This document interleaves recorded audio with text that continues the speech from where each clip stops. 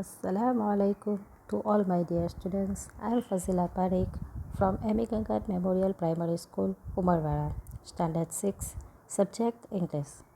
Students, today we learn Unit 4, Watch Your Watch. વિદ્યાર્થી મિત્રો, આપણે યુનિટ 4 વોચ યોર વોચનું પુસ્તકની અંદર પૂરું જોઈ ગયા છે, બરાબર? તો આજે આપણે યુનિટ 4 વોચ યોર વોચના પ્રશ્ન જોઈશું સ્વાધ્યાય પોથીના અંદર, બરાબર? તો જુઓ, આપણે પ્રશ્ન 1 જોઈએ. પ્રશ્ન 1માં શું છે? નીચેનું કાવ્ય વાંચી પ્રશ્નોના ઉત્તર લખો. આપણે આ કાવ્ય એક્ટિવિટી 1માં જોઈ ગયા છે, બરાબર? તો આ કાવ્યને આપણે વાંચવાનું છે અને તેના નીચે પ્રશ્ન આપ્યા છે. તો આ કાવ્યમાંથી આપણે પ્રશ્નોના ઉત્તર શોધીને ઉત્તર લખવાના છે, બરાબર? તો ચાલો આપણે શરૂઆત કરીએ. The town clock says 6 o'clock. The kitchen clock says 8 o'clock. Daddy's watch says 7 o'clock. I hope I won't be late. Mummy says that one is fast and one is 1 hour late. One is right, but which is it? I really do not know. હવે આપણે નીચે પ્રશ્ન આપ્યા છે તે ઉપરની કાવ્યમાંથી શોધીને લખીએ, બરાબર? આપણો પહેલો પ્રશ્ન છે, what does the town clock says? Town clock શું કહે છે? ટાઉન ક્લોકમાં કેટલા વાગ્યા છે? જુઓ, આ રહ્યો તમારો ઉત્તર. The town clock says 6 o'clock, બરાબર? તો આ બેઠું તમારે જવાબમાં લખી શકો. The town clock says 6 o'clock, બરાબર? બીજો પ્રશ્ન, what does the kitchen clock સે? કિચન ક્લોક શું કહે છે? ચાલો આપણે શોધીએ. શું કહે છે કિચન ક્લોક?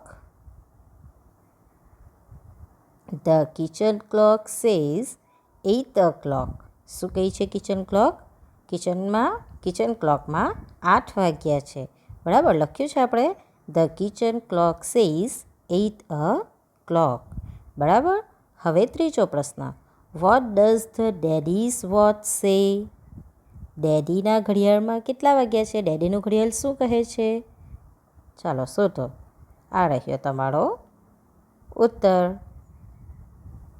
ડેડીઝ વોચ સે 7 o'clock. ડેડીના ઘડિયાળમાં કેટલા વાગ્યા છે? 7 વાગ્યા છે, બરાબર? તો આપણે અહીંયા લખ્યું તો ડેડીઝ વોચ સેઝ 7 o'clock. હવે વોટ ડઝ મમ્મી સે? મમ્મી શું કહે છે? ચાલો આપણે શોધીએ. Mummy says that one is fast and one is 1 hour late. One is right, but which is it? I really do not know. બરાબર?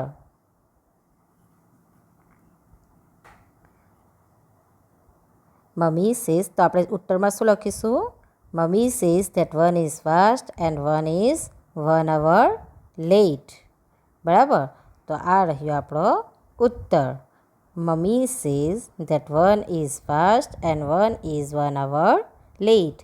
એટલે કે મમ્મી કહે છે કે એક ફાસ્ટ છે અને એક લેટ છે અને એક ઘડિયાળ ટાઈમ પર છે, બરાબર? તો આપણે આ રીતે ઉત્તર શોધીને લખવાના છે. હવે આપણે બીજો પરિચ્છેદ જોઈએ, પ્રશ્ન 2 જોઈએ. પ્રશ્ન 2માં પણ સેમ એ જ રીતે એક્ટિવિટી 2નો પરિચ્છેદ આપેલો છે, ફકડો આપેલો છે. તેના અંદરથી આપણે પ્રશ્નોના ઉત્તર શોધીને લખવાના છે. તો પહેલાં આપણે આ ફકડાને રીડ કરીએ અને પછી તે પ્રશ્નને આ જ રીતે આપણે શોધીને લખીએ, બરાબર? ચાલો.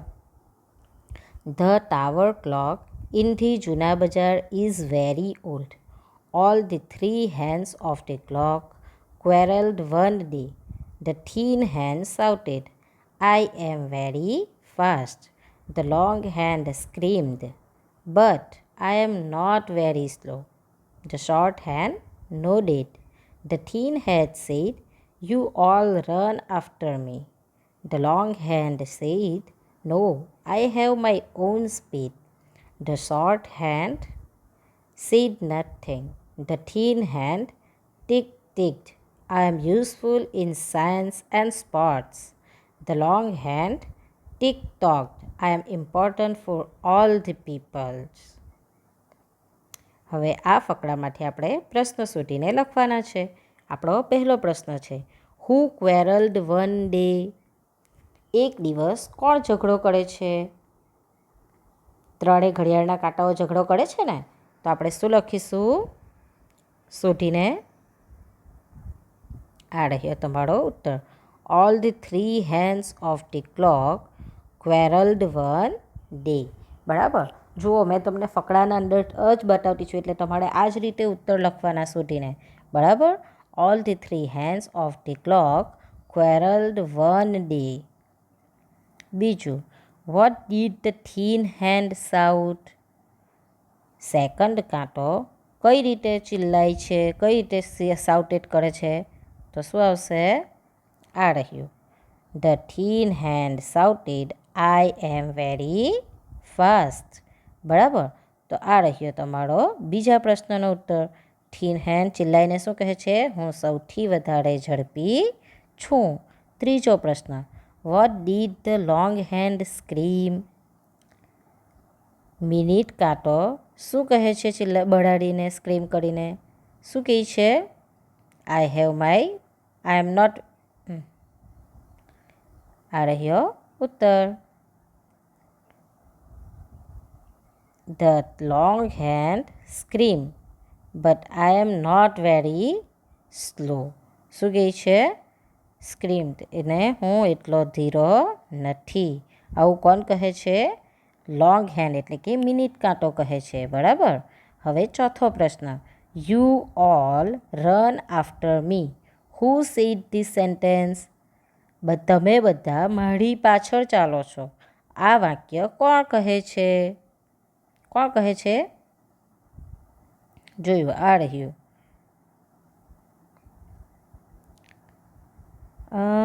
આ રહ્યું. આ thin hand said you all run after મી. તો કોણ કહે છે? થીન હેન્ડ કહે છે. તો આપણે શું લખીશું? You all run after me said the thin hand. બરાબર. અથવા તો તેવું તે બેઠું સેન્ટેન્સ પર લખી દેવું તો ખોડું કહેવાશે. બરાબર. હવે આપણે આ જ રીતે એ જ ફકરામાંથી વિકલ્પો જોઈએ. આપણો પહેલો વિકલ્પ, the town clock is in. Town clock ક્યાં છે?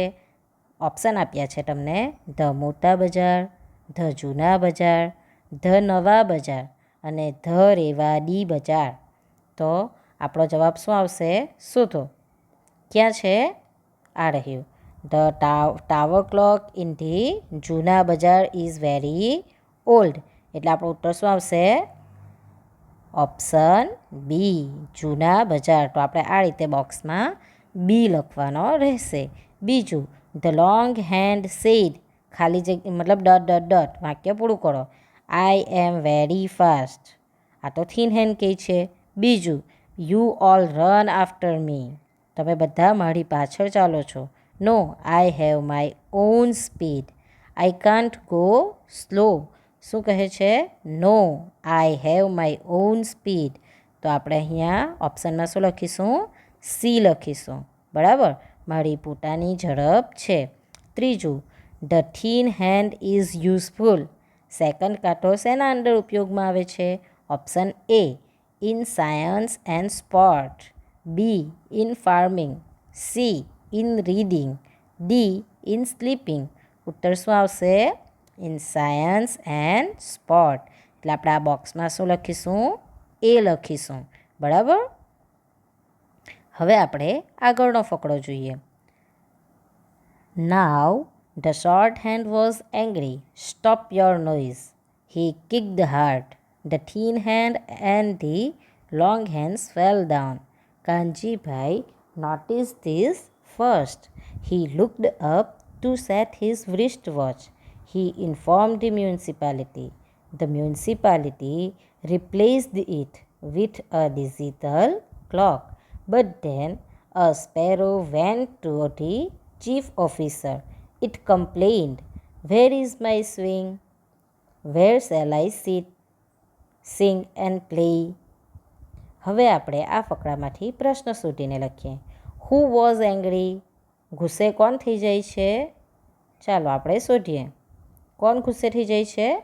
The short hand was angry. બરાબર.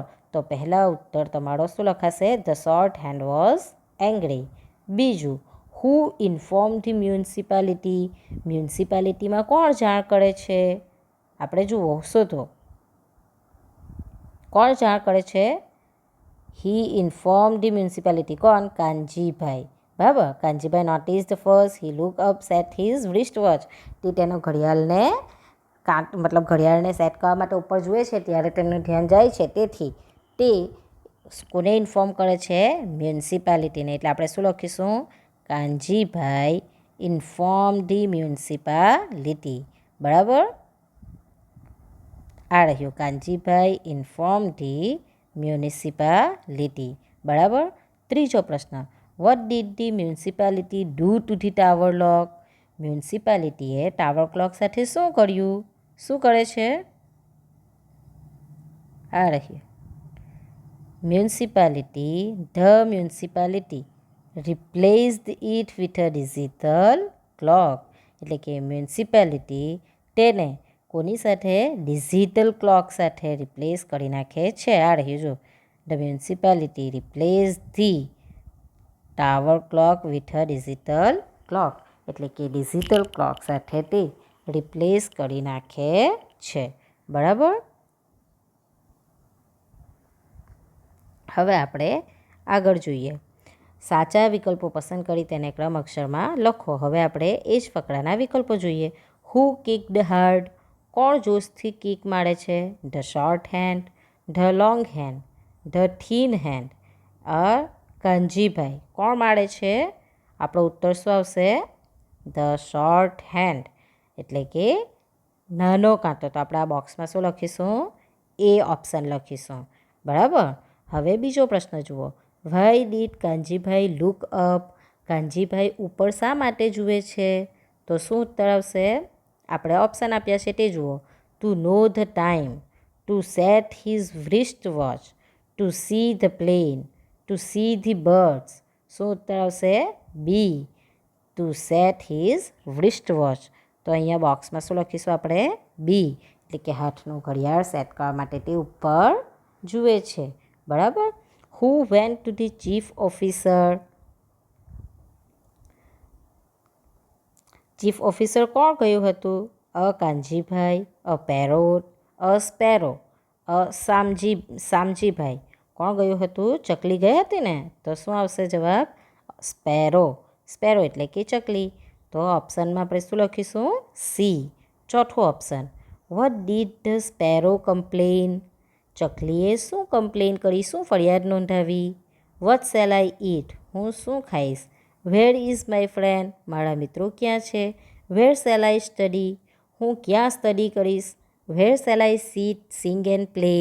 ઉત્તર શું આવશે? ડી. ક્યાં હું બેસીશ, ક્યાં હું ગાઈશ અને ક્યાં હું રમીશ.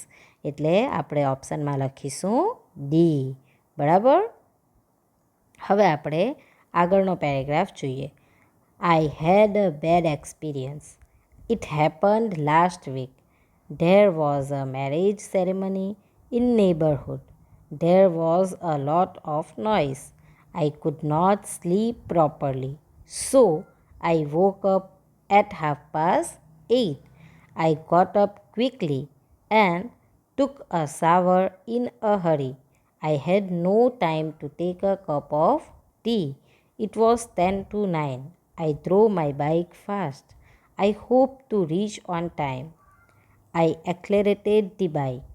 The traffic light was red. I failed to stop my bike at the traffic signal. હવે આ ફકરામાંથી આપણે પ્રશ્ન શોધવાના છે. પહેલો પ્રશ્ન છે, what was there in neighbourhood? પડોશીના ઘરે શું હતું? આપણે શોધો. There was a marriage ceremony in neighborhood. બરાબર. તો આપણે આ રીતે ઉત્તર લખવાનો. There was a marriage ceremony in neighborhood. બરાબર. બીજો પ્રશ્ન જુઓ. Why could the narrator not sleep? Narrator એટલે કે લખનાર બરાબર.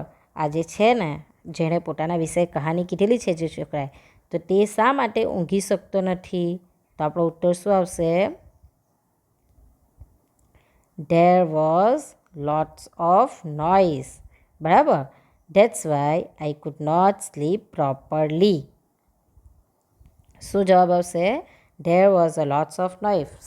That's why narrator not sleep. બરાબર. હવે આપણે વિકલ્પો જુઓ. The narrator woke up 8. Narrator કેટલા વાગે ઉઠે છે? ચાલો આપણે શોધીએ. કેટલા વાગે ઉઠે છે?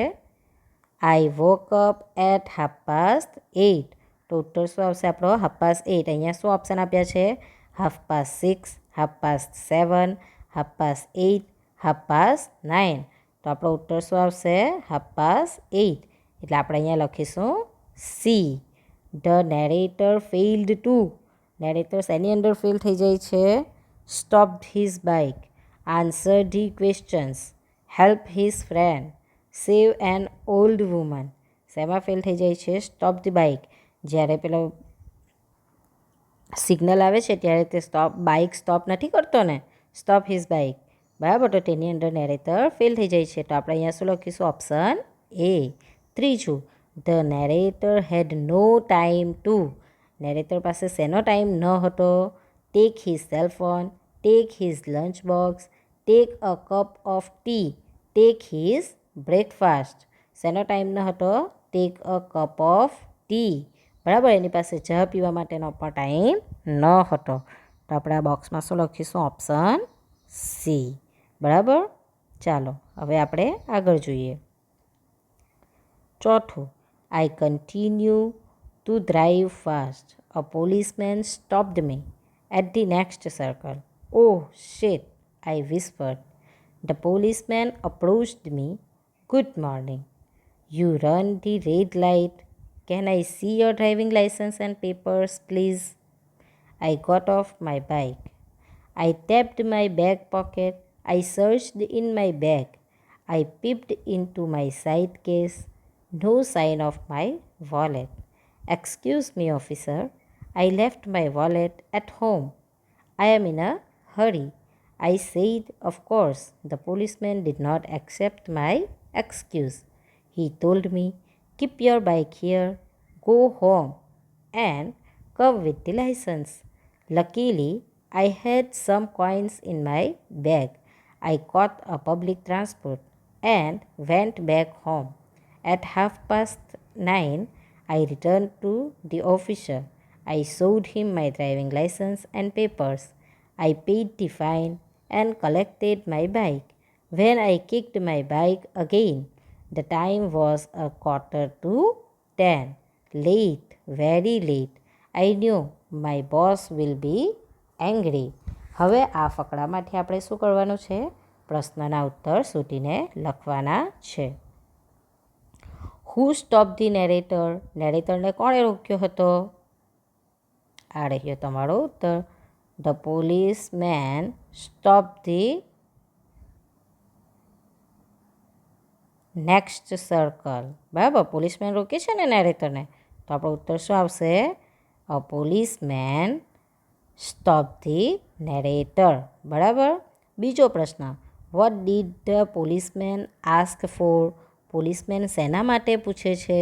તો શેના માટે પૂછે છે policeman? Policeman ask for driving licence and paper. બરાબર. શેના માટે પૂછે છે? Driving licence and paper. તો આપણે શું લખવાનું? The policeman asked for his driving licence and papers. ત્રીજો પ્રશ્ન, food the narrator show his driving licence and papers first. પહેલી વારમાં શું નેરેટરે તેના ડ્રાઇવિંગ લાઇસન્સ અને પેપર બતાવ્યા હતા? શું આવશે? નો, નથી બતાવતો ને, કારણ કે જુઓ અહીંયા છે ને આપ્યું. I search in my bag, peep decide, I am in hurry, I said of course. Excuse me officer, I left my wallet at home. એટલે એ નથી બતાવતો. તો આપણો ઉત્તર શું આવશે? No. The narrator could not showing the paper driving licence and papers first. બરાબર. ચોથું, when did he return to the officer. શું આવે? When did he return to the officer. તે ક્યારે રિટર્ન થાય છે ઓફિસર પાસે? તો શું આવે? આ રહ્યો તમારો ઉત્તર. 9:30. Transport and went back home at 9:30. I returned to the officer. At 9:30 I returned to the officer. બરાબર. તો એ કેટલા વાગે આવે છે? 9:30. તો શું લખાશે? He returned to the officer at 9:30. બરાબર. પહેલો પ્રશ્ન. હવે વિકલ્પો જોઈએ. પહેલું વિકલ્પ, The narrator left his wallet. પછી ડોટ ડોટ મૂક્યું છે, ઓપ્શન આપ્યા છે. At home, in the bag, in the cupboard, in the suitcase. તે તેનું વોલેટ ક્યાં મૂકીને આવી જાય છે? ઘરે મૂકીને આવી જાય છે ને. તો આપણો ઉત્તર શું આવશે? At home. તો આપણે અહીંયા બોક્સમાં શું લખીશું? એ. બરાબર. બીજું, the policeman did not accept his. Policeman શું નથી એક્સેપ્ટ કરતા નેરેટરનું? તો શું આવશે? Option A, money, licence, cap, excuse. તો શું એક્સેપ્ટ નથી કરતા? એક્સક્યુઝ. એટલે ઓપ્શન ડી. બરાબર.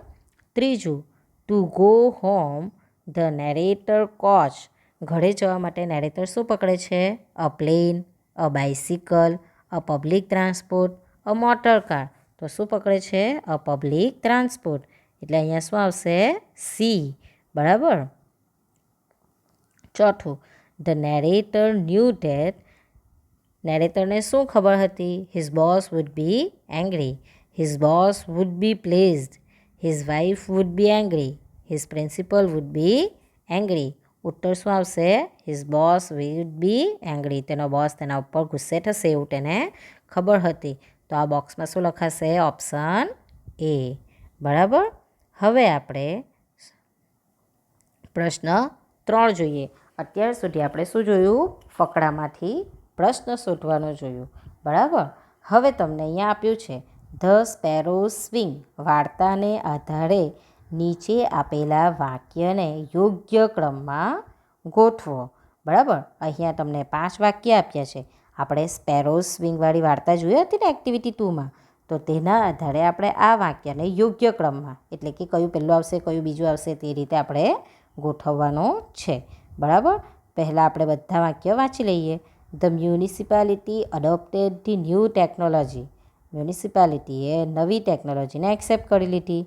The short hand kicked out the minute hand and the second hand. Short hand એટલે કે કલાક કાંટાએ મિનિટ કાંટાને અને સેકન્ડ કાંટાને લાત મારી. The sparrow complained, why did you take off my swings. ચકલીએ ફરિયાદ કરી, મારા હિંચકાને શા માટે કાઢી નાખ્યો. The thin hand declared that it worked more. Second કાંટો ડિક્લેર કરે છે કે તે સૌથી વધારે કામ કરે છે. Long hand claim that it was more important. Long hand પણ શું કહે છે? તે પણ ખૂબ જ ઉપયોગી છે.